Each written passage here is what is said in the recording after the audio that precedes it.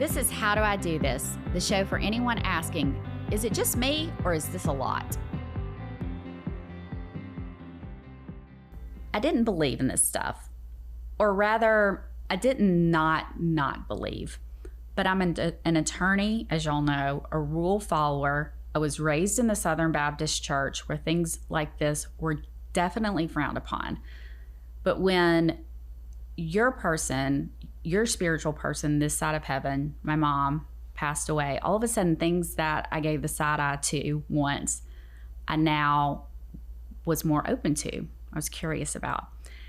And so I found myself sitting across from Elias Patras, who is a medium, a psychic, an intuitive, a motivator, and a best-selling author. And the conversation we had was so life-changing and reassuring to me on this side of heaven that I knew he had to be a guest on How Do I Do This with Ryan. So if you're new here, this is Elias. And right before we get started with every episode, we, in honor of my grandmother, we pour some tea and we have a conversation over hot tea because we're sitting at her table. And long before it was in the Urban Dictionary, my grandmother was spilling the tea with all the church ladies over hot tea. And you can't have a good Southern soul conversation without hot tea. So I have my hot tea. I'm having tangerine this morning because it's early in the morning. Elias, what do you have? I've got a blend of chai tea mixed with a little bit of chamomile for my grandmother because she used to pick chamomile and dry it and then make her own tea. Oh my gosh, super fancy. Super fancy. Yeah. Okay. Cheers. Cheers. All right, so let's get into it. I don't know if you remember the first thing I asked you, but I remember that you asked me, what are you worried about? And if you haven't seen it, I've seen Princess and the Frog, the Disney movie, and what happens when you talk to the other side. And raised in the church, I was a little scared. Like, am I going to open up the gates of hell? So what do you say to that? I was scared too, because I was raised in the Greek Orthodox Church, which is being Catholic, but more guilt. And it is, trust me, it happens. I think the Greek people can surpass the Jewish people with guilt too. It is, my faith was so strong. And you know, why are people holding crystals? Sacrilege. Why are they doing this? Why are they doing that? I can't do this. But I have to tell you, the work happened organically and I didn't know. I didn't know. I didn't understand. When I was little, well, we should start from the beginning. How's that? Yes. Do you have a little story? Okay. Yes, I want to know. So I, over here in the corner, my mom and dad. My mom was 46 and my dad was 56 when they adopted me from Athens, Greece. I was in 5 foster homes before I was 18 months old. Wow. My mom had a dream that they would find a baby in a crib, in a blue crib with a white dove painted on it. And outside of the orphanage was 2 stone pillars, 2 stone doves. They go to Greece, they get all the, I really believe, you know, God was just giving them everything on their plate. It was just like, here you go, here you go. They had all the paperwork done in less than 6 months, unheard of in an adoption, especially an international adoption back in the 60s. And they're looking around and looking for all the kids. They wanted a child 5 years or older. And my mom and dad were in a car and they said, stop the car. And the lady's like, no, this orphanage has kids 3 and under. And she said, stop the car. She gets out, 2 stone pillars, 1 stone dove, where the other stone dove wasn't there, but this beige, as my mom would say, this beautiful beige turtle dove flew on her shoulder and then came off of her shoulder and flew away. We like to call that a pigeon, but you know, let her have it be a turtle dove. That's good. She said, your father and I walked into the orphanage and there you were, center row, all the way in the back, blue crib, white dove. So my faith is so strong because of everything that my parents have taught me and because of the way that I was adopted. So I had older parents. My mom, like I said, was 46 and my dad was 56. My mom was born 1919 and my dad was born 1909 and I was born 64. So do the math. It's just crazy. When I was little, we had a lot of older relatives. So I would dream that I was in church and everybody was there but this one person. And the phone would ring in the morning. My mom would wake me up and say, honey, I'm so sorry. Aunt so-and-so passed away today. And that was the person that wasn't in the dream. And that would happen like 6, 7, 8, 9, 10 times. I mean, I went to my first funeral when I was 4.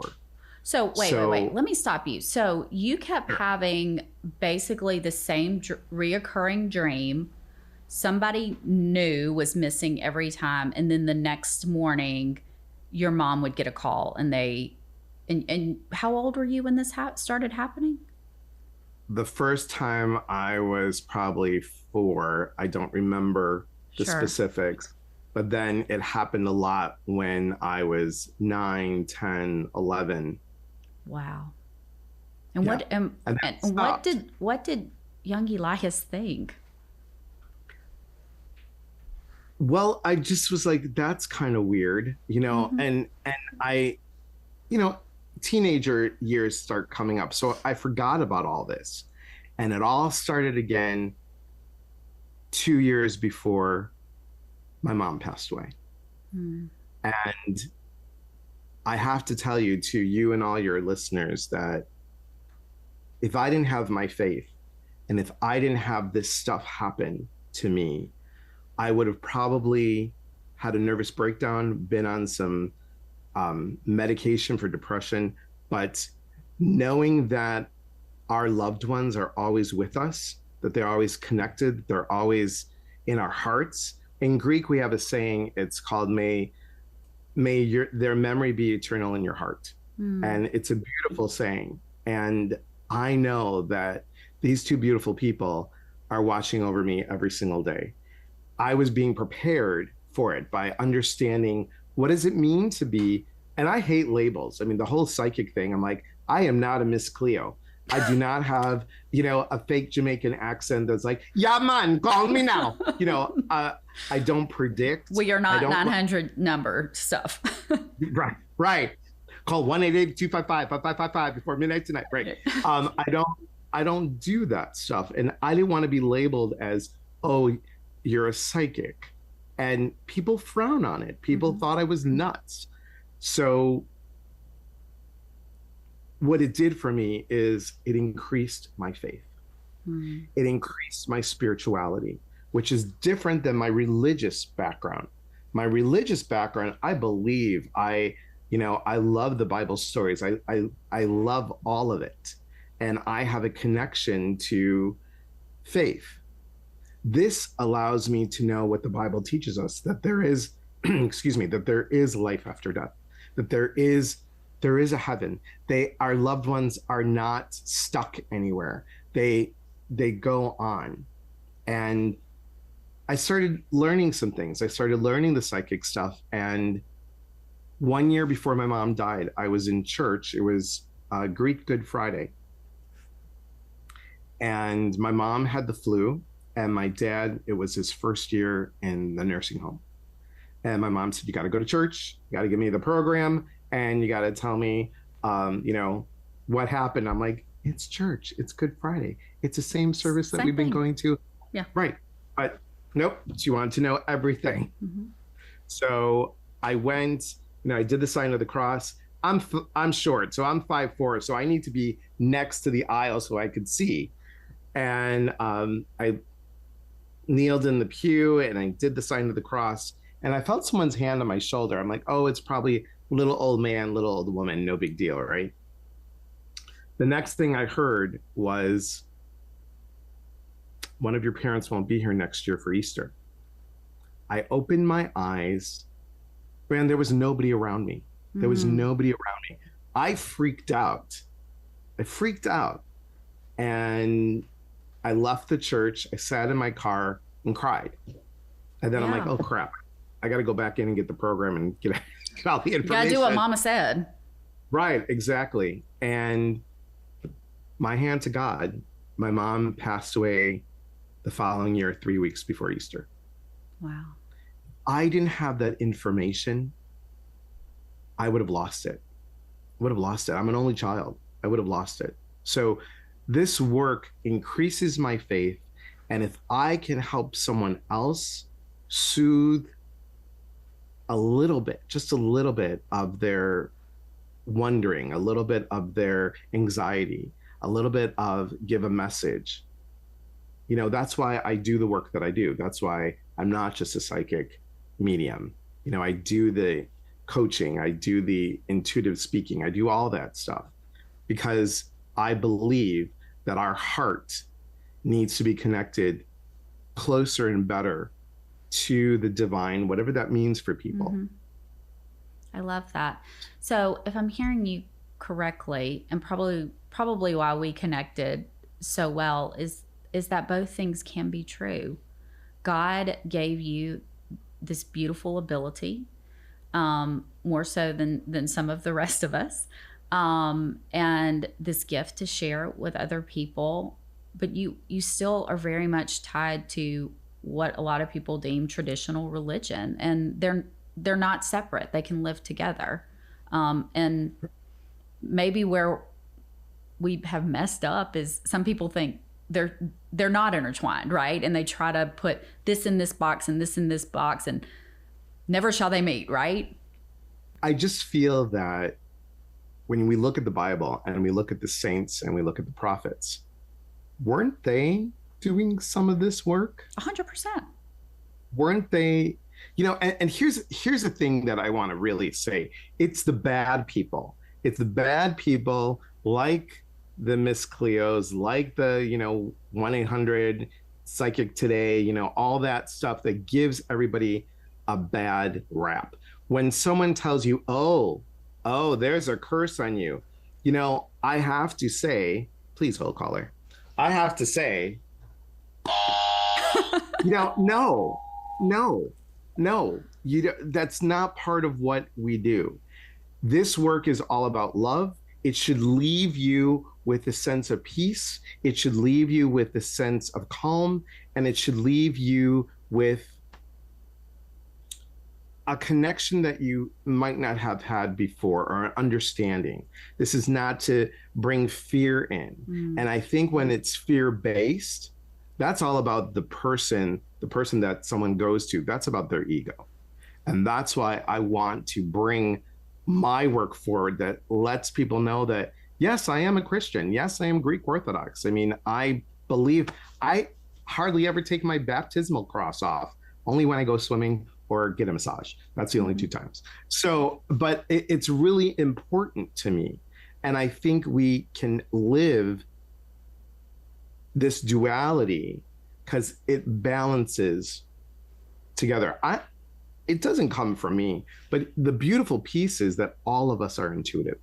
I believe that God made us that way. And for me, when I tap in, I say a prayer before I start. I said a prayer before we started this recording to help give me the word. Thank you.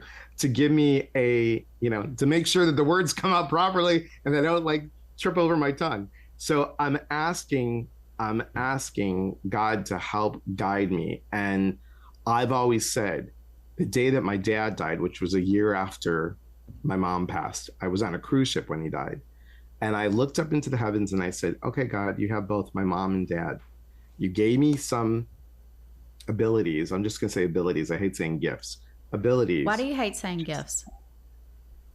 Because if I have a gift, you don't. Fair. Right? Aren't we all created equal on some level, basically? Yep. Isn't that what scripture teaches us? Yeah. The wordsmith in me wanted to know the right. Choice of language usage. Right. Exactly. And that's why I also don't like the word healer either, because I'm not doing the healing. You are. I'm just holding space for that healing. So when my dad passed, I looked up into the heavens. I was on the ship and I said, look, you have both of my parents now. Please guide me to do this work however you want me to do it. And I forgot about this till now. Wow, that just hit a chord. And I just want to make my parents proud.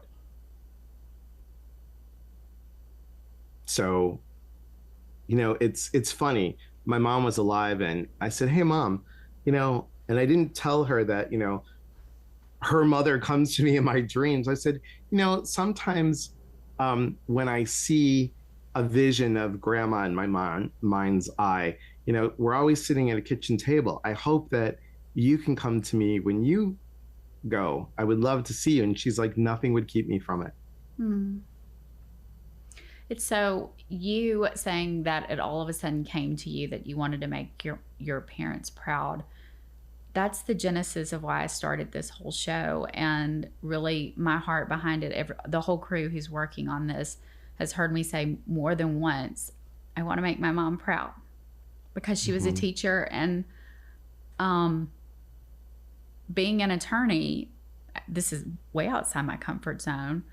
Sure. But I felt very strongly her saying, Ryan, you're supposed to teach people what this looks like and how the tools you're using and the things you're thinking about. And this is not something that you should just keep to yourself. And so I love that you started leaning more into your work and this avenue that you hadn't explored before, because for the same reason I started exploring this idea. That's beautiful. I was pre-med when I first started. I went to Loyola University. I was pre-med.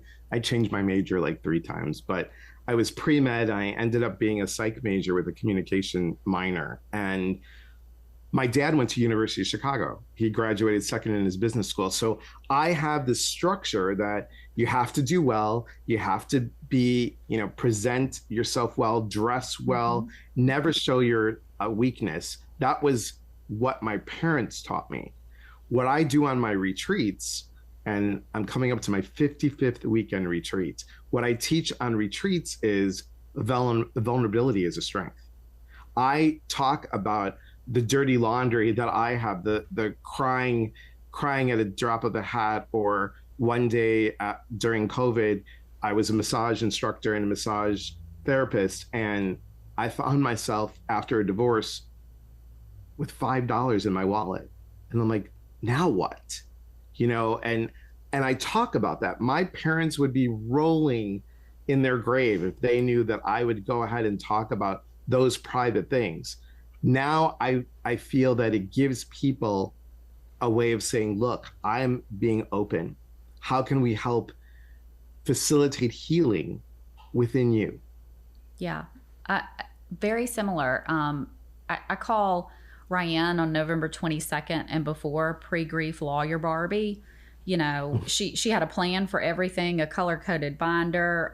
You needed a dinner party produced. It looked like a fucking Hallmark movie, so it never cried in public, ever.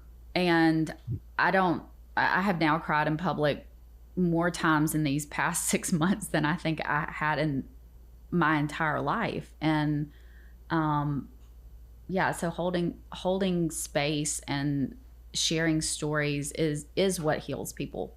You touched on this a little bit, and how I came to find you, Elias. But for those listening and watching, I came across Elias not because I was looking for a medium or a psychic. I woke up on a Tuesday morning, and it's not like I woke up on Tuesday morning and said, I think I'm gonna buy me a medium today. It was not that. I was on Instagram and I saw a friend sharing about an experience she had, and I was in a place of grief. I reached out to her and said, girl, I'm curious. Tell me what's going on. Again, that side eye came back. And fast forward, I was put in touch with Elias, and immediately trusting my gut, trusting my intuition. There were also a couple of connections that we had that I was like, I'm going to talk with him. I don't know. And I even went into it saying, I don't know if this is for me. I even told you, I said, I don't know what I want, but I want to. But eventually we came to, I think, a big question that a lot of people have. And I ended up asking you, did my mom know it was her time? Because you hear stories all the time. And my mom had started doing this where she was almost preparing us. She was saying, when I die, X, Y, and Z. A very good conversation we had right before she passed, telling me how proud she was of me, how healthy and strong I am, and how I encourage other women. And I was like, Mom, hush. And she's like, no, I want you to know this. I have to tell you this. And so I'll just throw it out there. Do you think they have before we go, that we have this sense of knowing, or does it vary from person to person? And how would you help lead people if they have a loved one who's kind of leaning that way and having those conversations? I think if they're having their conversation on some level, they know. I don't think on a true conscious level. I mean, we can take this conversation to a whole nother realm, but I don't think that they fully understand. I'm going to just share what I have learned and what I believe. I know what the Bible teaches us, but I know now some other things that are fascinating that I'm going to share. I believe that when our soul is up in heaven, we're having a conversation and we're like, this is what's going to happen. Are you signing up for this? And are you okay to leave at this time? Yep, sure, great. Then our soul goes into our body and we go about our lessons that we have to learn, and we forget what we signed up for up there. And we have some interesting experiences. I went to a talk and I saw Dr. Sue Morter, and she said that she believes there's a soul bus. And on the soul bus, there are people on there, people that you've known. And someone says, okay, we need a 16-year-old to sign up for a passing. Okay. We need a mother of the 16-year-old. Yep. Okay. And we now need a truck driver that's drunk. Okay. So that happens. That child leaves at 16 because they signed up for it. And then that mother now creates Mothers Against Drunk Driving. So I don't know why things happen, but I now believe that there is a reason for it. Even though after my dad died, I found myself beating my fists on the grave and saying, why did you leave me? Why did you leave me? So you even had that feeling, knowing what you know, believing what you believe, knowing that you have this enhanced ability that a lot of us don't. So the fact that I felt anger and alone, normal, right? Normal. Very normal. And the funny thing is, we're never alone. We're never alone. We're never alone. I'm sure that you can be at work and you might get like, I hope my son's okay. What's happening? You know, you might get that little flutter, that intuitive hit. We all have it. Like, oh, I was thinking about you today.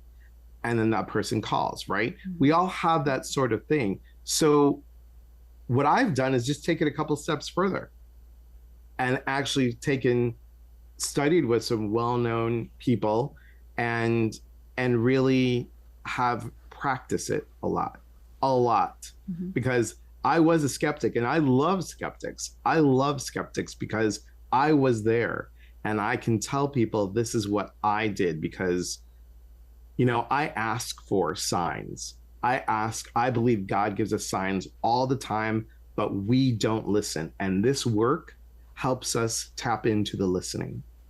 So, it doesn't take away from my faith. Yeah. So for somebody listening, because you've done this a while and they've lost a loved one, should they ask for a sign? How do you hear in your conversations, of course, without divulging any private information on people, but what do the signs most commonly come as that somebody might say?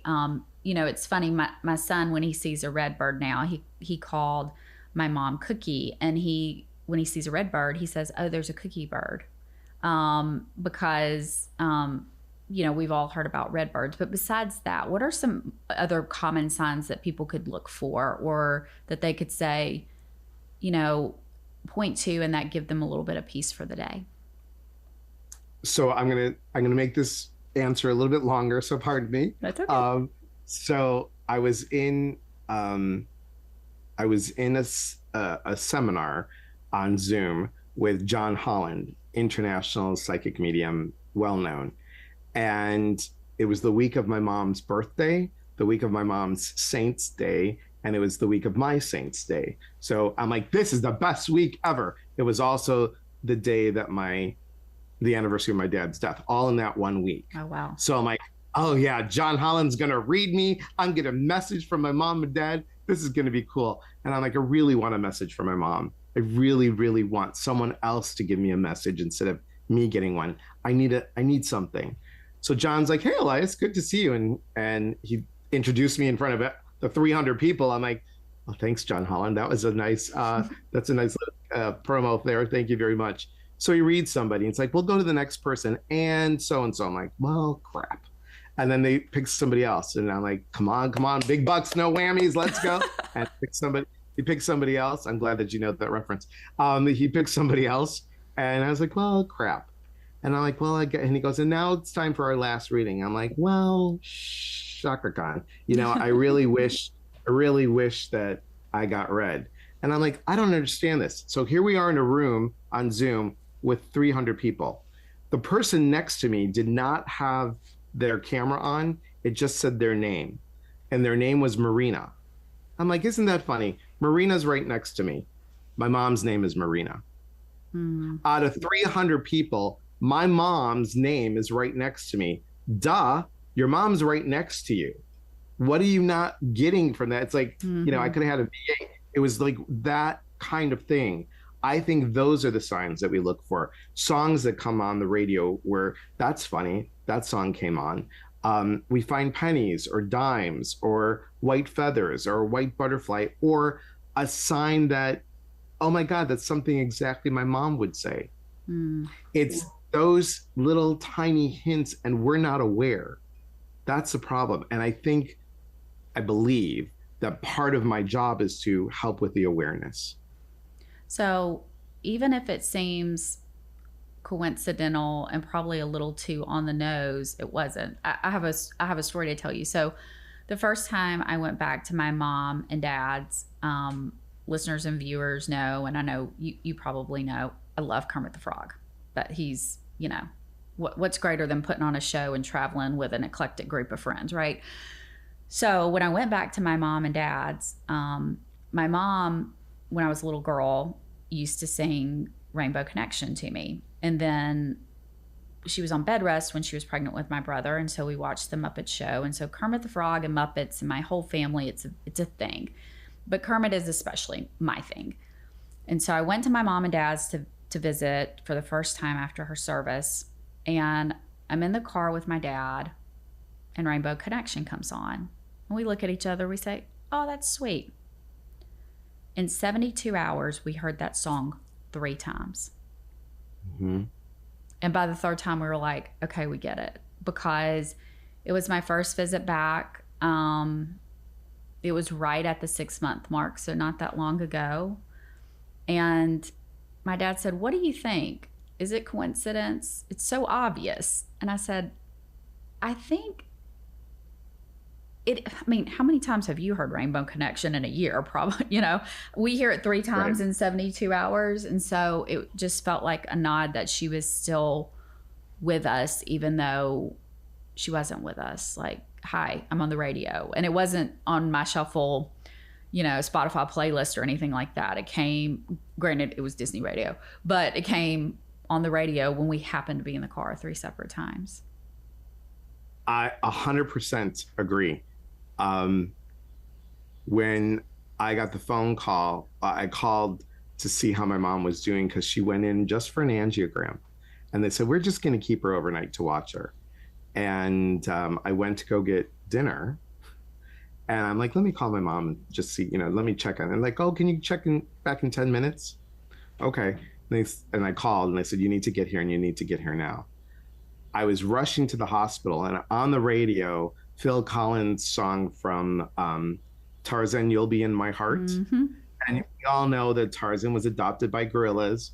I'm not saying that but me being adopted, and my mom passed a little bit after midnight, and I got in the car and I cried, and then I just drove. I just was driving. I lived in Chicago, so there's a beautiful road called Lakeshore Drive, which just goes all along the lake, and it was my mom's favorite.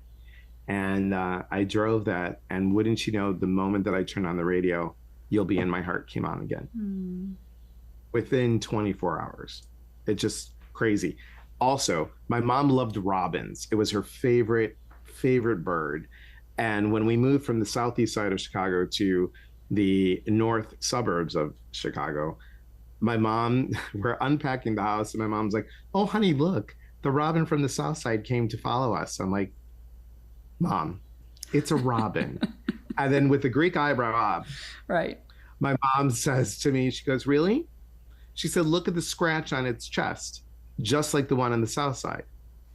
Okay, fine, Mom, I'll give you that.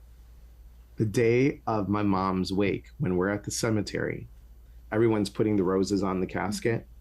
I look up, there are 12 robins in a circle surrounding all of us. Wow. You can't make that stuff up. So it's wild you mentioned that same weekend that we heard Rainbow Connection, we were all outside in the yard, and all of a sudden there were 8 hawks in the air. 8. Mm-hmm. And my dad occasionally will see a hawk out where he lives, but one, but all of a sudden there were 8. And there were so many that initially they were pretty high up, and we're like, "Are those buzzards? Like what's going on?" And then they came lower, and we said, "No, there's hawks," and they were circling us. And it was my dad and my son and my husband and me. We were all outside, and these hawks just hung out for a while out of nowhere. Mm-hmm. 8 of them. I was like, okay. So I have to ask, is there a symbol because there were 8? That question just popped in my brain. So 8 is a symbol, and hawks is a symbol. Okay. If we look up angelic numbers, 8 is all about completion. It's the infinity sign. It's all about fluidity. That's number 1. And the Native American, or I should say the indigenous cultures, always believe that an animal brought a sign from God. Hawks are spiritual messengers. Mm. So I always, when I see something and I'll be driving and I notice something, I'm like, oh, I'll Google it. I'm like, what's the spiritual meaning of deer? Even though it's funny, and I might have a bad day. And a deer teaches us about gentleness. It also teaches us about being present. A horse is about sure-footedness, strength, moving forward. So I believe if we go back to faith, God created all these creatures with a message, with a message. Well, it's whether we're paying attention or not. Exactly. And we don't get it. Why are you attracted to certain animals at a zoo? If you were indigenous, we would say that those were your animal spirit guides. And each guide teaches you something.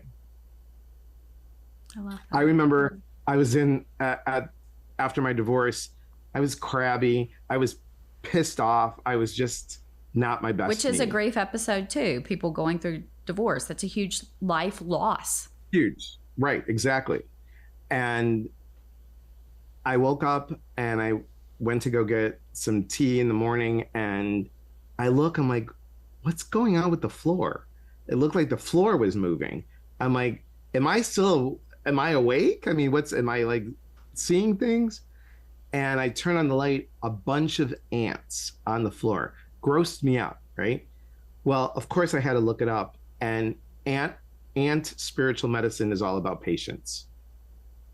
Interesting. So it's fascinating to me. It's fascinating how God's creatures have a message.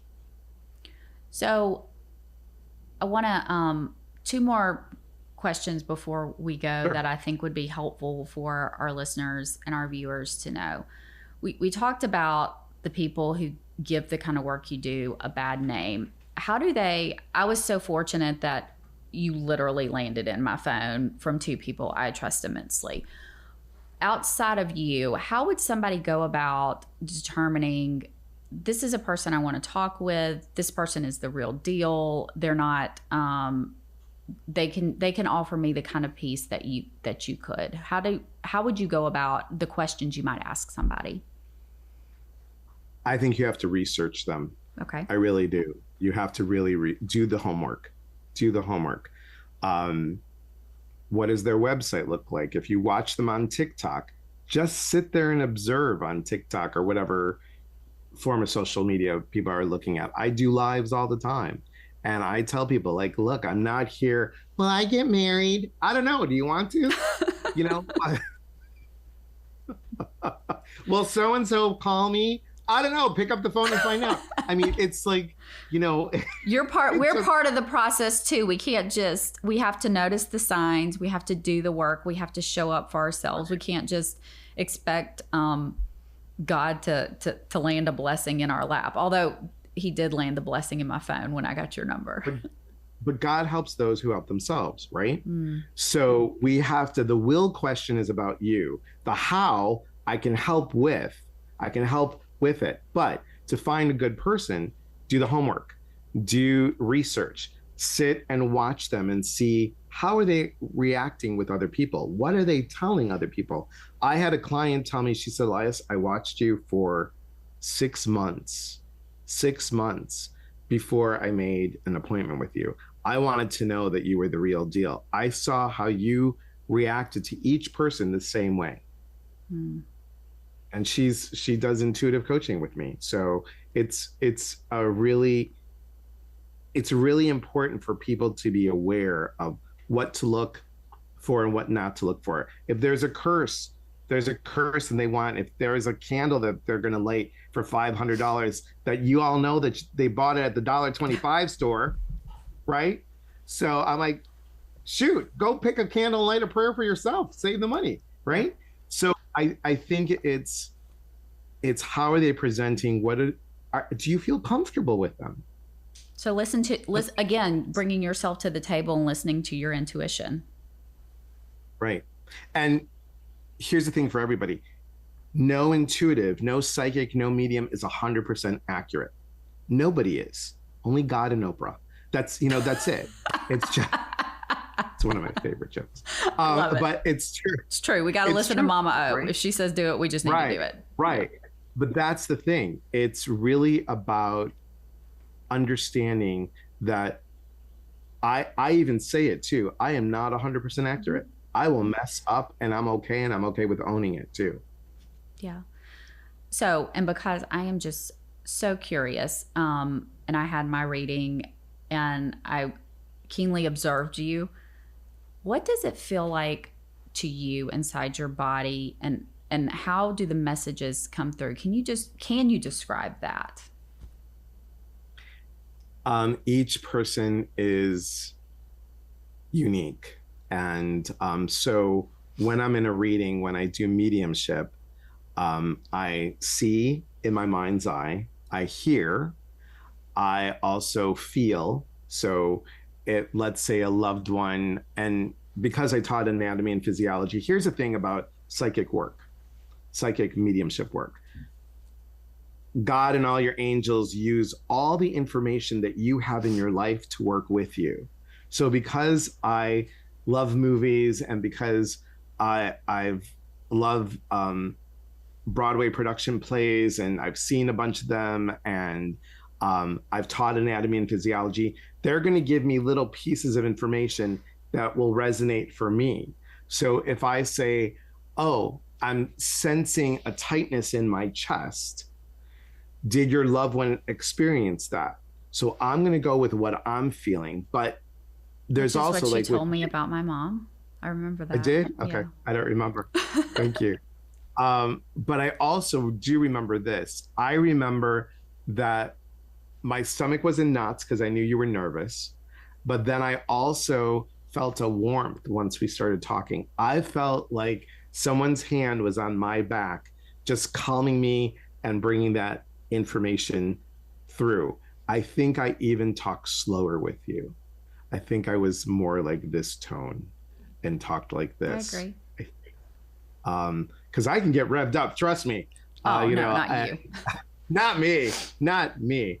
But each person experiences something different. I experience the love that comes through, and that's a gift. That is a Mm, gift from people's loved ones. When I can feel, and I'm going to try and say this without me getting emotional, when I feel the love like I felt through my parents and being able to share that with someone else, that that just warms my heart. And in that moment, I know that my parents are proud.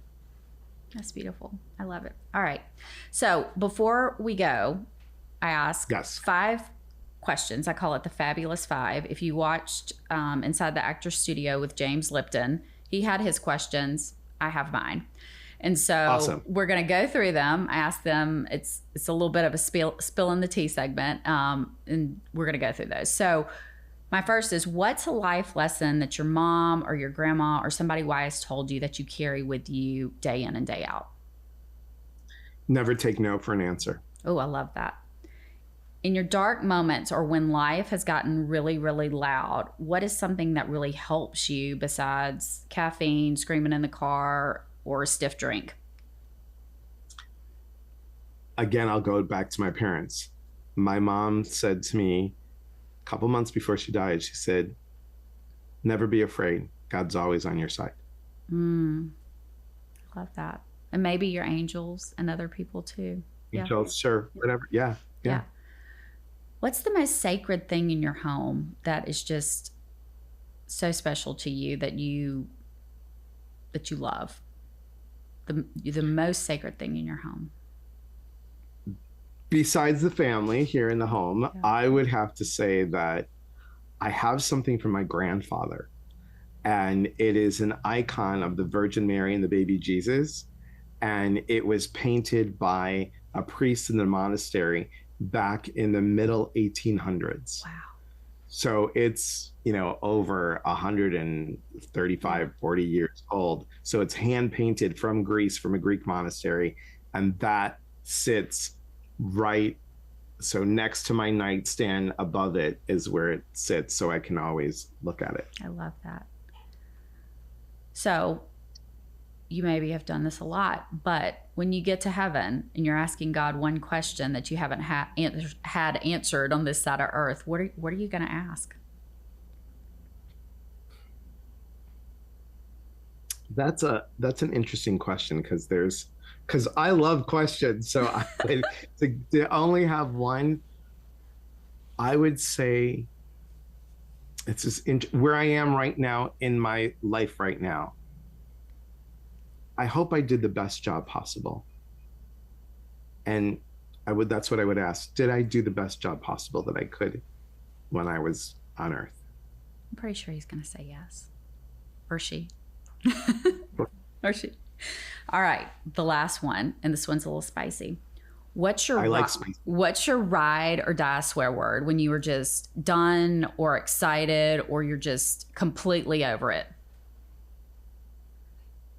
It's funny because we didn't swear in the house. We did not. Yeah. I had older parents, so I did not start swearing till I was in my late 20s. And in my 30s, I really started liking a word. And then in my 40s, I just grabbed it. I grabbed that word, and it's the F word. I was like, F yeah. I was like, yeah, I like it. I like it. Today, so, that's still it?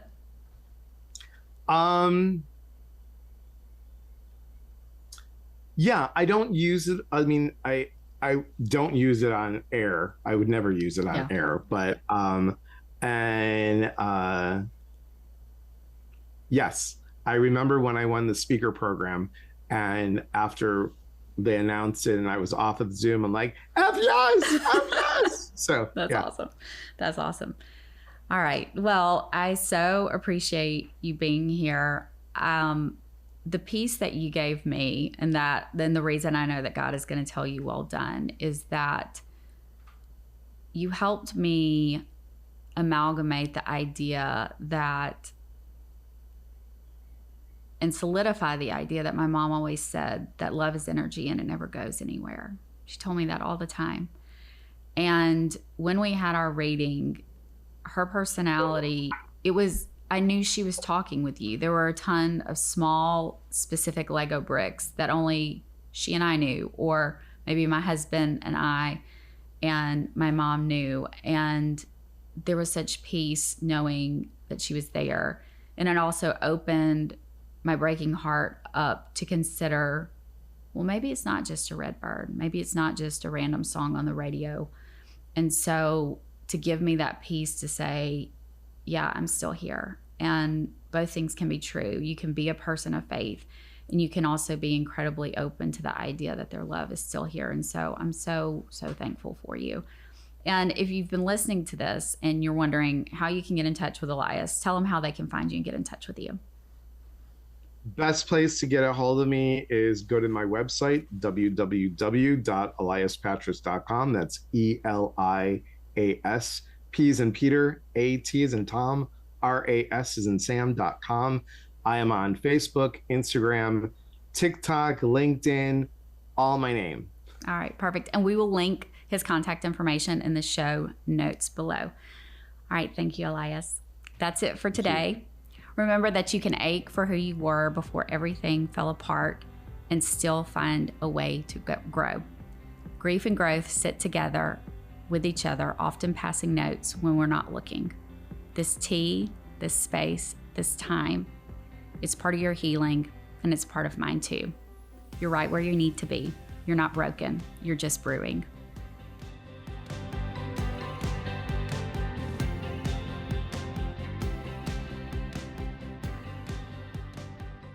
Follow along on Instagram at How Do I Do This Pod and on YouTube at How Do I Do This Pod. DM me on Instagram and tell me what kind of grief you're holding right now. Seriously, I'll read every one and will probably be the person to respond back.